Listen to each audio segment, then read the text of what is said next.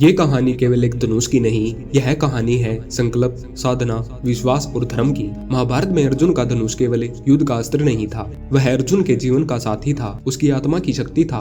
आज हम उसी धनुष के रहस्य की कथा सुनेंगे जिसे संसार गांडीव के नाम से जानता है। जब भी महाभारत का नाम आता है, अर्जुन का चित्र अपने आप मन में उभर आता है। शांत चेहरा, दृढ़ आंखें और हाथों में अद्भुत धनुष। पर बहुत कम लोग जानते हैं कि अर्जुन और उसके धनुष का संबंध केवल युद्ध का नहीं, बल्कि तप, त्याग और ईश्वर की कृपा का परिणाम था। इस कथा की शुरुआत होती है उस समय से जब अर्जुन कभी एक साधक था। वह केवल युद्ध जीतना नहीं चाहता था, वह खुद को जीतना चाहता था। गुरु द्रोणाचार्य के आश्रम में जब सभी शिष्य विद्या सीख रहे थे, तब अर्जुन का लक्ष्य सबसे अलग था। उसकी आंखों में केवल एक ही सपना था। यही कारण था कि उसने दिन रात अभ्यास किया। उसके हाथों में जब धनुष आता तो वह साधारण लकड़ी का अस्त्र नहीं रहता, वह उसके मन की शक्ति बन जाता। समय बीतता गया और अर्जुन का कौशल बढ़ता गया, पर गांडीव अभी उसके जीवन में नहीं आया था। गांडीव का रहस्य इसे कहीं गहरा है। कहा जाता है कि गांडीव सबसे पहले भगवान वरुण का धनुष था। यह कोई साधारण धनुष नहीं था। इसमें ऐसी शक्ति थी कि यह केवल उसी को स्वीकार करता था जिसका मन शुद्ध हो, जिसका उद्देश्य धर्म हो। जब खांडव वन जलाया गया, तब भगवान श्री कृष्ण और अर्जुन ने मिलकर देवताओं के विरुद्ध युद्ध किया। उसी समय भगवान वरुण प्रसन्न हुए और उन्होंने अर्जुन को यह दिव्य धनुष प्रदान किया। गांडीव के साथ अक्षय त्रकाश भी मिला, जिसे कभी बाण समाप्त नहीं होते थे।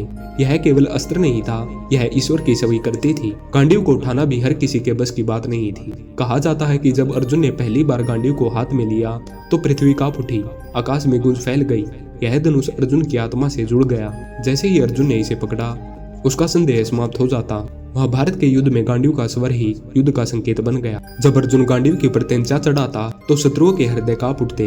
यह केवल ध्वनि नहीं थी, यह धर्म की चेतावनी थी। गांडीव से निकला हर बाण अन्याय के विरुद्ध। पर इस धनुष का सबसे बड़ा रहस्य तब सामने आता है जब अर्जुन स्वयं टूट जाता है। युद्ध भूमि में अपने ही संबंधियों को देखकर अर्जुन का मन विचलित हो जाता है। वह गांडीव को नीचे रख देता है। यही वह क्षण है जहाँ यह धनुष केवल हथियार नहीं रहता, बल्कि अर्जुन की मानसिक स्थिति का प्रतीक बन जाता है। अर्जुन कहता है कि वह युद्ध नहीं कर सकता, उसके हाथ कांपते हैं, गांडीव भारी लगने लगता है। ध्यान देने वाली बात यह है कि जिस धनुष को पहले उठाते ही पृथ्वी कांपती थी, वही धनुष अब अर्जुन को बोझ लगने लगता है। यह बताता है कि शक्ति हथियार में नहीं, मन में होती है। यही भगवान श्री कृष्ण अर्जुन को गीता का उपदेश देते हैं। वह अर्जुन को याद दिलाते हैं कि गांडीव उसकी पहचान नहीं है, बल्कि उसके कर्तव्य का माध्यम है। जब अर्जुन का मन स्पष्ट होता है, जब उसे अपना धर्म समझ आता है, तब वह फिर से गांडीव उठाता है और उस क्षण गांडीव फिर से हल्का हो जाता है। यहाँ इस धनुष का सबसे बड़ा रहस्य प्रकट होता है। गांडीव केवल उसी समय शक्तिशाली होता है जब अर्जुन का मन धर्म से जुड़ा होता है। जब मन भ्रमित होता है